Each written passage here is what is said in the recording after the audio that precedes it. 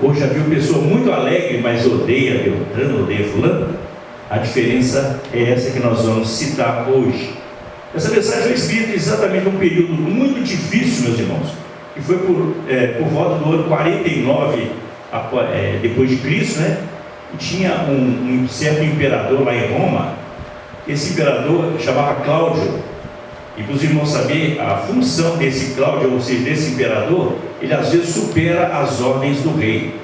E ele tinha uma giriza, não é que ele tinha medo do rei. O rei na época é um tal de Calígula, que reinou Israel até exatamente esse período do ano 49, onde ele morreu, e assim que ele morreu, aí chegou e reinou, a partir desse instante, reinou Cláudio. E Cláudio, a primeira coisa que ele fez é tirar os cristãos que eram compostos somente de judeus. Então, tirar todos os judeus ali para ir para o exílio, né? O povo ficou exilado desse ano de 49, aliás, de 41, né, até o ano de 54, que quando começaram a chegar, 6 anos depois, eles começaram a voltar devagarinho e começou a congregar. Aí vieram esses judeus que tinham fugido, descendentes deles também, e muitos gentios, que era aquele povo, os povos abusadores, né? Então eles se arrependiam e começaram a congregar. Então estava sendo refeito a igreja. Mas aí o que acontece é que essa mensagem que o apóstolo Paulo vem falando para eles, é para eles não permanecerem no mesmo costume que eles estavam, porque eles saíram do costume de estar adorando a Cristo. A propósito, Cristo já tinha vindo e já mostrado para eles que haveria de salvar. E inclusive, meus irmãos, ainda existe remanescente do povo judeu antes dessa renascimento, dessa conversão desse povo, que ainda Cristo para eles não veio.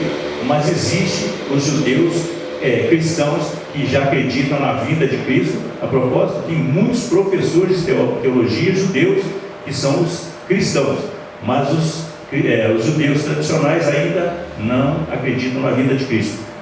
Bom, então o que eu quis dizer para os irmãos, nesse ano 49, quando estava faltando 6 anos ainda para o rei acabar o reinado, então o povo estava começando a chegar, para começar a congregar, ou seja, reestruturando a igreja. Só que eles estavam ainda com muitos maus costumes que eles aprenderam durante o período de exílio. E os gentios já não tinham costume de estar na presença de Deus, mas a conversão que eles tiveram, então eles começaram a receber ensinamentos. E mesmo assim, o costume antigo ainda permaneceu nos corações. Mas o apóstolo Paulo mandou aquelas mensagens para que eles pudessem render ao Senhor, para eles poderem reconciliar com o que tiver que reconciliar, para poder vir prestar conta, prestar cultos, prestar adoração para Cristo. Então eles tinham que se reconciliar, às vezes consigo com a própria família.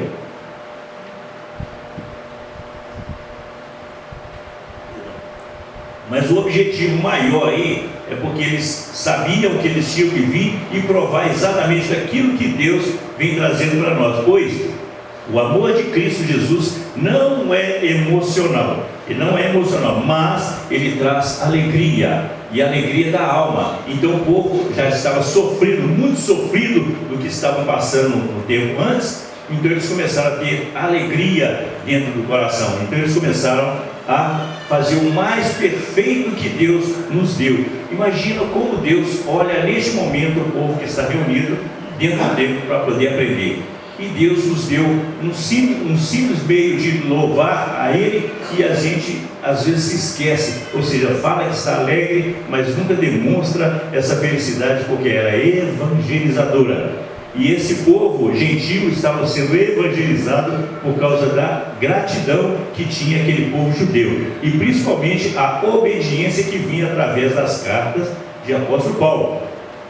E mais preciso, nós lembramos que mais ou menos 500 anos depois desse acontecimento, Davi também mandou uma mensagem, um louvor tão maravilhoso, e ele vivia adorando a Deus. Quando o povo estava previsto para ir para as guerras, ele gostava de estar sempre junto com o exército para combater os inimigos que tentavam tirar a paciência, a paz do povo de Israel.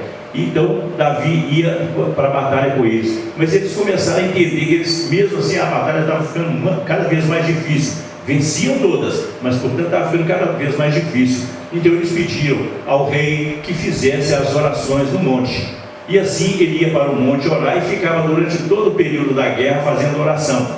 E nisso, essas orações que ele estava lá, era transformada em adoração, em cultos de adorações, que ele fazia lá com ele e o povo que estava em volta dele, que sempre ia uns soldados para proteger ele. Então ele prestava culto em adoração, cultuava a Deus compondo hinos.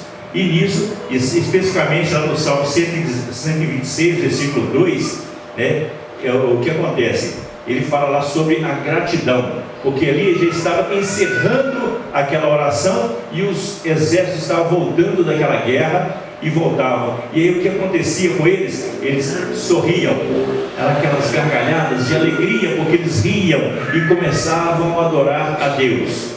Meus irmãos, você já sorriu hoje para Deus? Você já glorificou a Deus? Já exaltou o Senhor hoje?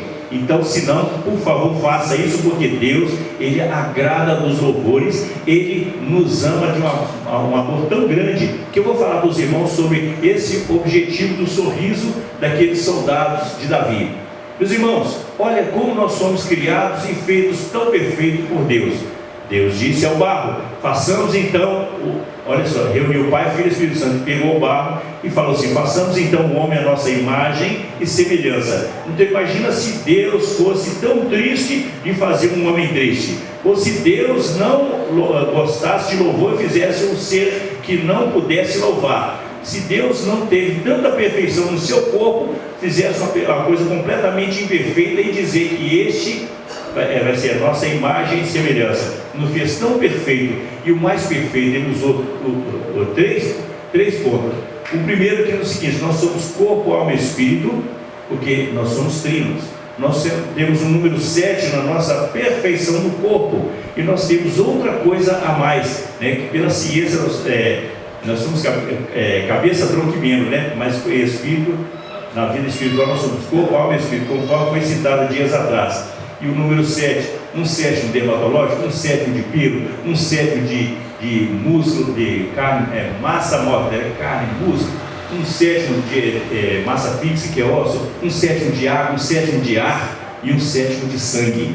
Eu disse 7, grupos de 7. Isso é o número da perfeição. Fez com tanta perfeição para que nós pudéssemos amar o Senhor e adorar. Agora, no sorriso, os irmãos, eu lembro que eu observei um sorriso nesse salmo, que os soldados voltavam rindo, dando gargalhada de alegria e louvor a Deus, porque Davi tocava a harpa e adorava o Senhor com os hinos. E os soldados chegavam. A propósito, no hino de número 1, ou salmo de número 1, ele fala que o homem não pode se ajuntar com outros, Como fala lá, meus irmãos? Versículo 1 de Salmo, verso 1 do Salmo